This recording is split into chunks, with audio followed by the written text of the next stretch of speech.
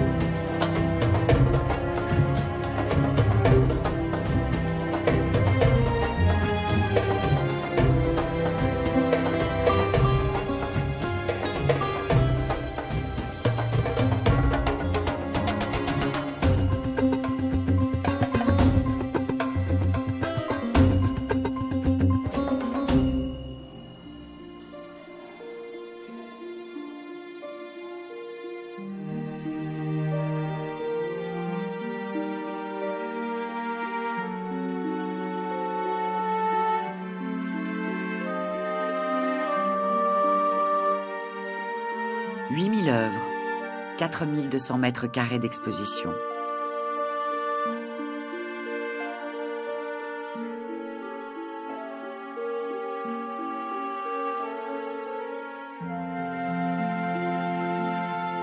Depuis la Renaissance jusqu'à l'art algérien moderne, le musée des Beaux-Arts d'Alger offre au public 7 siècles d'histoire de l'art.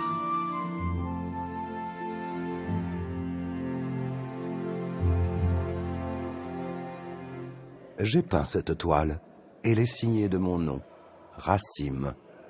Un nom prédestiné, car en arabe, Rassim veut dire peintre, et la peinture a été toute ma vie. Je suis Mohamed Rassim, né à Alger, au 19e siècle, et mort au 20e. C'est moi qui ai illustré la première édition française des 1001 nuits. Des contes et des histoires, j'en ai entendu beaucoup, et il y en a une que je veux vous raconter. C'est l'histoire d'une rencontre, celle qu'a fait l'art de l'Occident avec l'art de l'Orient. Mais avant de vous dire cette histoire, entrons dans son théâtre, le musée des Beaux-Arts d'Alger. Nous sommes en 1930. Voilà 100 ans que la France est installée en Algérie. À l'occasion de ce centenaire, d'importants financements permettent la construction d'un musée flambant neuf. Les travaux commencent en 1928, à l'est d'Alger, sur une falaise surplombant la mer.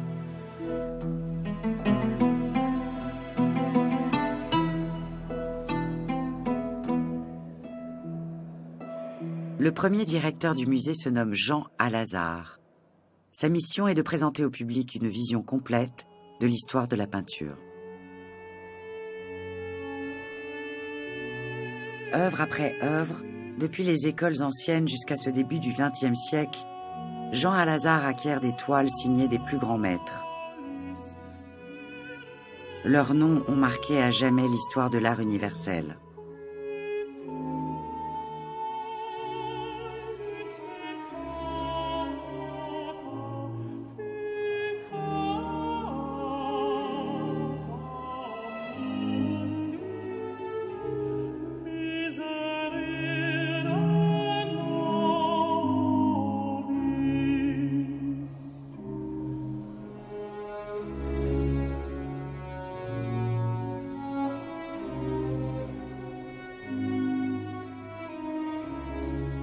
Jusqu'à sa rencontre avec l'art occidental, l'art arabo-musulman était réservé à l'ornement des mosquées, des livres et des objets de la vie de tous les jours. Pas d'humain, pas de peau, ni de chair. Représenter la nature pouvait être interprété comme tenter d'imiter Dieu dans sa création, ce qui est pure vanité. Notre art était ornemental et sacré. Nos arabesques, nos décors, faits d'entrelacements de formes géométriques, de motifs floraux et de calligraphie, avait pour but de fasciner l'œil, de le perdre aux limites de la perception spirituelle du monde et de la création divine.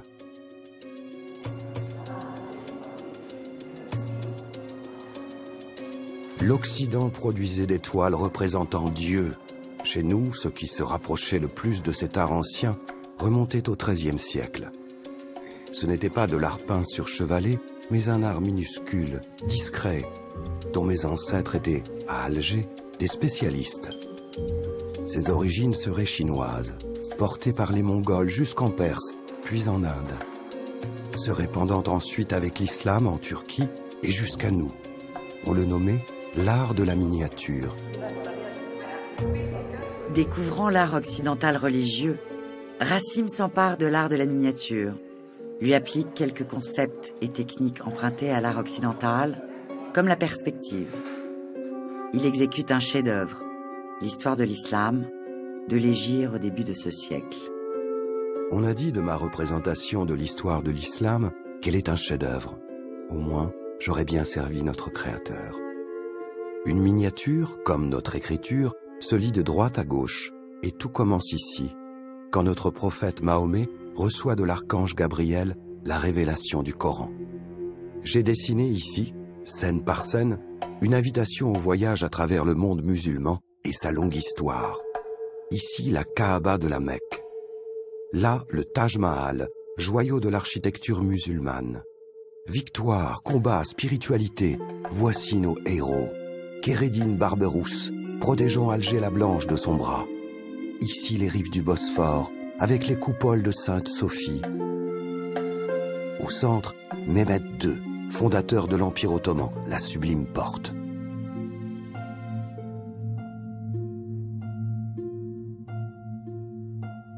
On dit qu'en Inde et au Pakistan, où l'on peut voir d'incomparables œuvres, les artistes utilisaient des pinceaux faits de poils de queue d'écureuil. Les plus fins comptaient seulement 3 poils. Ici, à Alger, j'utilisais des pinceaux faits de poils de chat. Les miniatures sont si fines qu'elles en deviennent très fragiles. Au musée des Beaux-Arts d'Alger, les œuvres de Racine sont exposées dans le cabinet des estampes, où les conditions de conservation sont optimales. En 1930, lors de la création du musée, Jean Alazard a acquis 2 de mes miniatures. Et dans sa mission d'exposer au public l'éventail complet de l'histoire de l'art universel, il a réuni de nombreuses estampes en provenance de toutes les écoles. En 2003, pour célébrer l'année de l'Algérie en France, le Louvre s'est associé au musée des Beaux-Arts d'Alger. C'est dans les acquisitions de Jean Alazard du cabinet des estampes que les 2 musées ont choisi les chefs-d'œuvre exposés à Paris. On y trouvait beaucoup d'esquisses.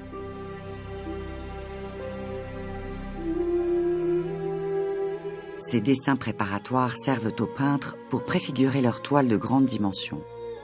Quand ils voyagent, sans chevalet et sans pinceau, ils esquissent des croquis qui donnent, plus tard, leurs œuvres définitives.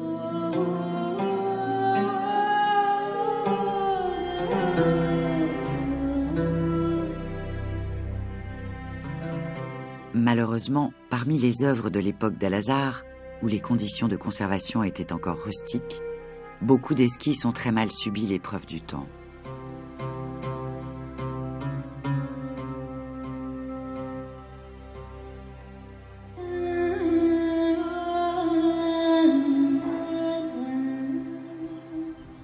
Coincé entre un désert et la mer, le climat d'Alger est très particulier. Il y pleut de novembre à février, tandis que l'été, les températures peuvent atteindre les 45 degrés à l'ombre. Chaud et humide, le climat d'Alger s'est révélé néfaste aux toiles et aux estampes acquises par Jean Alazard au cours des années 30, 40 et 50.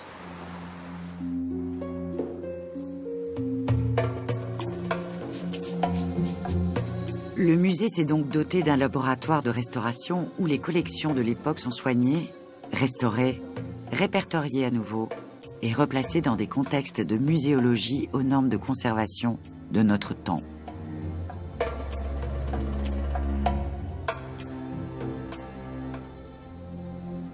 Autre centre névralgique du musée, la bibliothèque. À l'époque d'Al-Azhar, ses 300 000 livres sur l'art la plaçaient au premier rang des bibliothèques de Méditerranée. Aujourd'hui, le musée d'Alger a déjà 83 ans. Classé monument historique en 1998, une équipe d'architectes travaille sans relâche à sa rénovation et à son entretien. Jean Al-Azhar appréciait les orientalistes et il dota le musée de quelques toiles emblématiques. Elles montrent les divers courants de ce genre et l'évolution, au fil du temps, du regard de l'Occident sur l'Algérie et son peuple. Au XIXe siècle, emboîtant le pas à l'armée française, des peintres voyageurs se précipitent à la découverte de ce nouveau territoire éclaboussé de lumière, de couleurs et d'esthétiques nouvelles. Parmi les premiers d'entre eux, Eugène Delacroix débarque en 1832. Notre Maghreb lui offre une révélation initiatique. Il exécute de nombreuses toiles. Celle-ci est inspirée d'une nouvelle d'Oscar Wilde. Elle raconte l'aventure d'un amoureux, poursuivant à cheval les ravisseurs de sa fiancée bien-aimée. Séduit par Alger, Delacroix est choqué par les agissements de la France. Il écrit dans son journal: « Il semblait qu'avec nos fracs et nos casquettes, nous allions introduire sur la terre d'Afrique un autre climat et de nouvelles conditions d'existence. » Les peintres soldats, eux, n'ont pas sa liberté de ton. Leurs pinceaux doivent glorifier les faits et gestes de la France. Témoins directs de l'avancée des armées, ces peintres soldats participaient aux batailles. Quand ils les peignaient, ils en avaient vécu les peines. Leurs œuvres sont de vrais documentaires d'époque. Voici Constantine, peinte au lendemain de sa chute. L'armée française y a ouvert une brèche pour pénétrer dans la cité. Cette œuvre porte son nom, la brèche.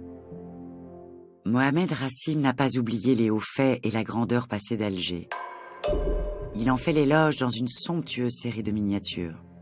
Il y célèbre le formidable Kérédine, dit Barberousse, et sa flotte d'Alger, si puissante au XVIe siècle que François Ier lui-même a demandé son aide contre l'armada espagnole. Vers la fin du XIXe siècle, rassurés par la présence militaire française, de nombreux peintres débarquent en nombre, avides d'exotisme. En Europe, la nudité choque. Mais s'il est oriental, le nu est innocenté car il vient d'un inconnu fantasmé. Les orientalistes exploitent le filon du sérail. On peint, offertes dans les vapeurs du bain, des femmes alanguies, lascives, inaccessibles, qu'on appelle des odalisques. Subjugués par la beauté et la hardiesse des toiles orientalistes, les Algériens sont choqués par les représentations que l'on fait de leurs mœurs. Mohamed Rassim, poussant toujours plus loin ses emprunts à l'art occidental, plaçant très haut ses points de perspective, donne une version biographique de la vie quotidienne des femmes d'Alger. Il les montre sur les terrasses de la ville, qui communiquaient toutes entre elles, permettant à ces femmes de se visiter les unes les autres, sans avoir à emprunter les rues. Mais l'Algérie ne se résume pas à Alger, ni à ses scènes de palais. Quelques peintres portent leur regard au-delà des apparences. C'est vers le sud qu'ils voyagent, enrichissant l'orientalisme de leur dimension d'explorateurs. Ici, le ciel est sans nuages, au-dessus d'un désert sans ombre. La lumière, principe de la peinture, à chaque pas augmente. L'ombre est transparente et légère. Pays solitaire et vide, où la nuit vient comme un évanouissement. La paix du désert est entrée dans mon âme. Ces lignes sont de Fromentin. Peintre amoureux du désert, échoué depuis le Louvre dans un exil de sable, il a ressenti l'âme arabe et la cesse du désert, jusqu'à écrire encore. L'art est dans la simplicité. L'art, c'est le dépouillement. D'autres orientalistes, comme Étienne Dinet, aiment tant le pays, son peuple et ses valeurs, qu'ils militent pour l'égalité des droits entre Algériens et colons. Quand il se convertit à l'islam, Dinet rêve d'une entente franco-musulmane. J'ai connu Étienne Dinet, rebaptisé Nasreddin Dinet. Il a été l'un des premiers à m'encourager dans mon art. Après sa conversion et son pèlerinage à la Mecque, Il a écrit un livre sur le prophète. C'est à moi qu'il a confié les enluminures. C'est grâce à ce travail qu'on m'a ensuite commandé l'illustration des 1001 nuits.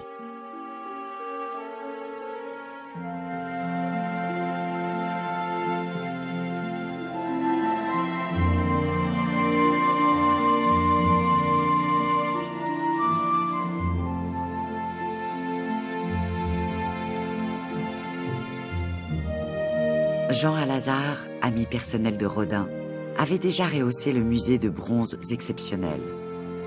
À ses yeux, il n'y avait pas d'art mineur.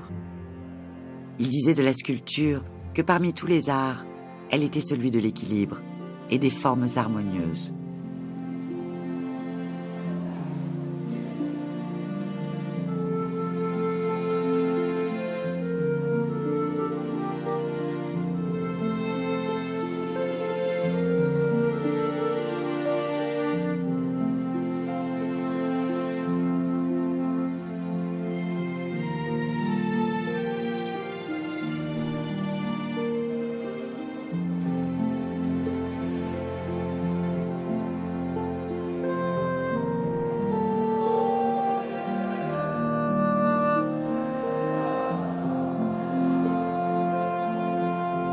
Après les incontournables signatures Rodin, Bourdelle ou Mayol, Jean Alazard a acquis des œuvres d'artistes installés à Alger. Parmi eux, tout le monde connaît le nom de Belmondo, dont le fils est devenu un acteur célèbre. Au musée des Beaux-Arts d'Alger, on peut rencontrer toute sa famille, depuis son grand-père jusqu'à sa mère, Madame Belmondo. Le temps a passé. Je suis parti d'Alger pour courir de par le monde. On demandait mes expositions dans toutes les villes d'Europe. Et un beau jour, on m'a accordé la plus haute distinction, le Grand Prix artistique de l'Algérie. Cette année-là, je devins professeur à l'école des Beaux-Arts de ma chère ville d'Alger. Les Italiens ont la Villa Médicis, les Espagnols la Villa Velázquez. À quelques pas du musée des Beaux-Arts, Alger a aussi sa villa, le Dar Abdelatif. La crème des jeunes artistes français rêve d'y être admise. Il y a à Alger de grands maîtres et la promesse d'enrichissement au contact des autres. Entre les murs de cette ville-là, des centaines d'œuvres voient le jour. L'école d'Alger est à son apogée. J'eus le bonheur, parmi mes élèves, d'avoir autant de jeunes Européens natifs d'Alger que d'Algériens. La période était propice à l'acquisition par les artistes algérois des techniques picturales occidentales. L'art de chevaler entrait dans nos vies. Nos peintres s'emparaient et s'essayaient à tous les outils de l'art universel. Fusain, aquarelle, pastel. L'école d'Alger était en plein essor. Il va rompre avec l'ancienne tradition classique, celle de la miniature persane, moghole, arabe, turque, et il va innover. C'est pour cela qu'on dit souvent de lui qu'il est un rénovateur de l'art de la miniature. Il va innover. Et il va donc choisir d'introduire dans sa miniature des préceptes, des concepts esthétiques qui ne sont pas des concepts anciens, mais qui sont au contraire des concepts du 19e et du début 20e. Alors ici, on a une miniature qui est absolument fabuleuse, c'est Nuit de Ramadan. Nuit de Ramadan. J'ai porté très haut dans le ciel mon point de fuite de perspective. Près de cette lune, qui signale la fin du jeûne. Sous elle, la ville assoupie s'éveille et la vie reprend ses droits. Tout un petit monde s'agite vers son activité. Une femme, accompagnée de sa servante, va au hammam. Des enfants dansent autour d'un musicien et d'autres emplissent leurs cruches à l'eau de la fontaine. Alger est faite de tant de détails, de tant de subtilités.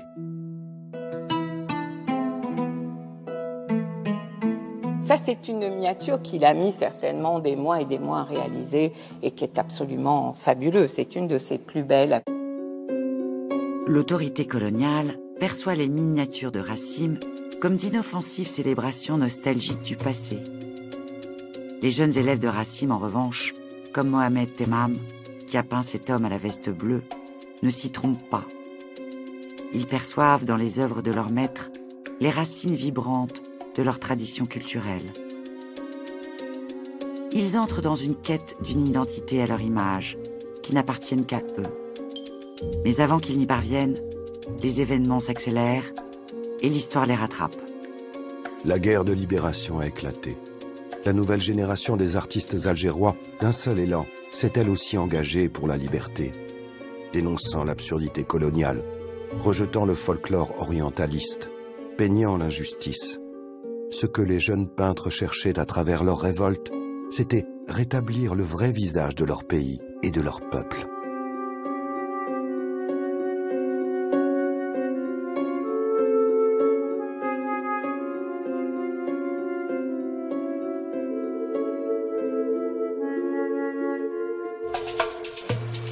The creation of a great new state represents the devoted and courageous work of the Algerian people and their leaders, stretching over many years. I congratulate them. I congratulate them as President of the United States, and I congratulate them on behalf of the American people.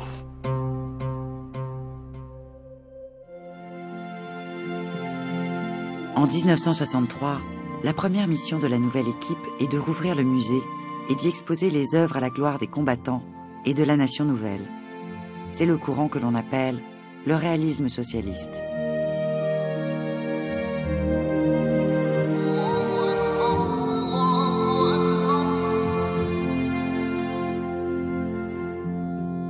Il n'y a pas de victoire sans la volonté de Dieu, dit le Coran.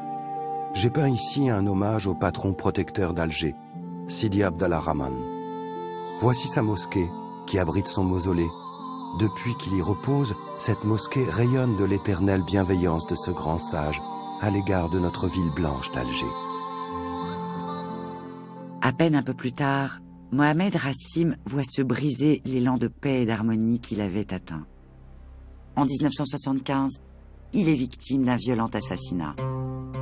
Les meurtriers courent toujours, mais dans une petite cour de la mosquée qu'il aimait tant, sa tombe le protège désormais des turpitudes du monde.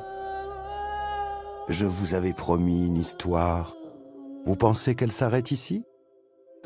L'art n'est-il pas plus fort que les armes? Indépendance, disparition des maîtres et des mythes fondateurs, une nouvelle génération d'artistes algériens s'affirme. Parmi eux, le jeune peintre Mohamed Kada prend la parole. Je considère qu'un pays sans artistes est un pays mort. J'espère que nous sommes vivants. Formée à l'art universel, cette génération montante a appris que les artistes européens ont nourri le cubisme à la manne esthétique des masques africains. Aujourd'hui, ils découvrent que les enluminures de leurs ancêtres, qu'ils avaient délaissés, que cet art arabo-musulman, mêlant calligraphie et abstraction des formes, a nourri l'art de Matisse, de Mondrian, d'un Paul Klee. L'art universel, dans son évolution la plus moderne et subtile, s'est inspiré d'art oriental. Dès lors, Mohamed Kada et ceux de sa génération, loin des excès nationalistes d'un réalisme socialiste, renouent avec leur identité maghrébine. Ils fondent leur composition sur la graphie arabe. Kada invente les alphabets libres.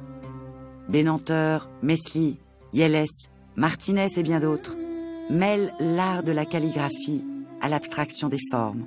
Un nouveau style émerge des ateliers d'Alger, l'école du cygne.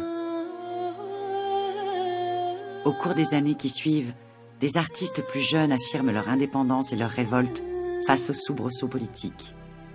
Ils renouent avec leurs ancêtres qui gravaient le métal et le bois, tissaient la laine, modelaient l'argile et imprimaient la trace de leur venue au monde sur leur âme comme un tatouage. En arabe, tatouage se dit Aouchem. Le mouvement Aouchem est né et ses membres affirment que l'art est plus fort que les bombes. Voici venue la fin de notre histoire. Elle est en forme de réponse au questionnement de l'artiste. Est-ce l'art qui fait la vie ou bien la vie qui fait l'art? En réalité, les deux se nourrissent l'un l'autre. Et il en est de même avec l'art d'Orient et celui d'Occident. On ne peut pas parler d'influence, mais d'enrichissement mutuel. Que voulons-nous que ces enfants retiennent de l'art, sinon qu'il est la seule preuve que la liberté existe bien? N'est-elle pas dans chaque œuvre, comme en chacun d'eux et en chacun de nous?